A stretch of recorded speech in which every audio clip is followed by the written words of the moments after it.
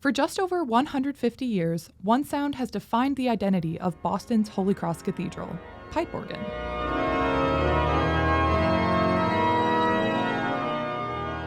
And not just any pipe organ. The cathedral has been home to a massive E and G.G. Hook and Hastings Opus 801 organ, affectionately nicknamed 801, since its installment in 1875. Thanks to a series of restorations over the past few decades, the organ has become an integral part of weekly worship for Catholics in the South End. But music director Richard Clark says tragedy struck late last year. It was right before Christmas, like 2 days before, and I was out in the hallway and I was like, what's that sound? That's not good. And why am I hearing it out here with the door closed, And I opened up and there was this clicking, click, and it was pretty loud and it was changing a bit, and then I'm noticing it's vibrating a lot, more than it should be. The organ limped through Christmas, but after the noises continued into January, Clark made the difficult decision to shut 801 down. He called in Matthew Bellacchio, co-owner of Andover Organ Company, who has been restoring the organ since 2003. So the blower was on the verge of failure because of age and things like that. And we advised Richard that rather than risking the possibility of the organ failing during the Easter or Holy Week services, that they should have it looked at right away because it was making some noises. The cathedral launched a fundraising campaign to repair the failing blower, with a hefty $75,000 goal. While that price tag sounds daunting, Clark and Bellacchio explained that every part of the 150-year-old instrument must be custom-made, just as it was designed in 1875. It's the labor that's expensive because everything is handcrafted, and then when you restore, everything is handcrafted again. 801 is one of the largest instruments ever built by E and G.G. Hook and Hastings, a Boston-based company that ruled American organ making in the late 1800s. Due to years of neglect followed by careful restoration, the cathedral's organ is also the largest surviving, tonally intact Hook and Hastings organ. Nearly every one of its 5,292 pipes, ranks, wind chests, and pneumatic components are still original from 1875. Of course, this makes restoration an even more expensive task. I think the biggest challenge is for the congregations to come up with the money.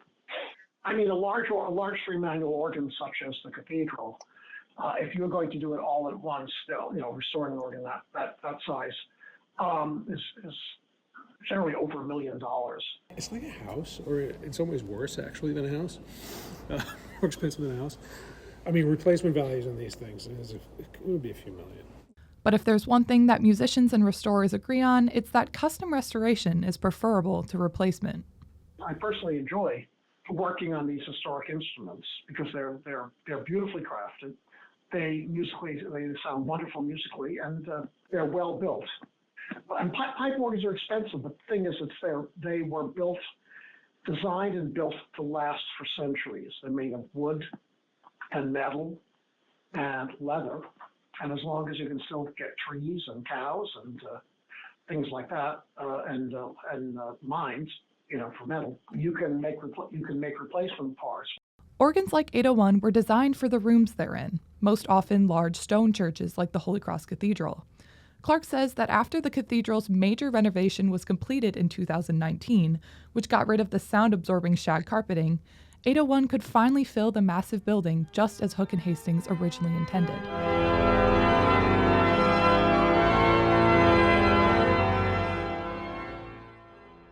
Particularly now, the relationship with the instrument and the architecture is always really important.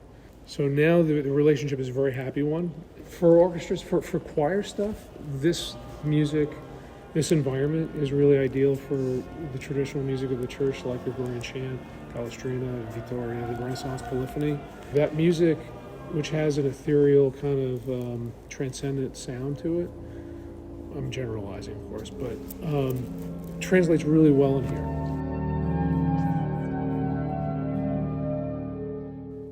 Thanks to its unique history and composition, 801 has become a must-see for organists and history buffs across the nation. So people who come from around the country, and I'm going to be in Boston this week. Is there any way I can get in and see the instrument? And I always accommodate it when I can. But Clark says that celebrating the organ is more often a celebration of the faith itself. As music director, he carefully selects every piece for the organ, choir, and orchestra, from playing for a handful of parishioners at daily Mass to more than 1,000 visitors on Easter Sunday. A lot of people don't really quite fully understand what the role of music is in Mass.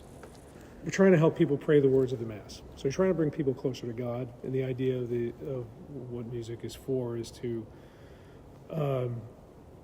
helping to edify and sanctify. And those are fancy words, but that's really the truth of it. It's a balancing act, but all of it is worship and all of it is prayer. As Holy Cross Cathedral continues to raise money for the organ's repair, Clark and Bellacchio are optimistic that 801 will be playable by Holy Week, the days leading up to Easter Sunday.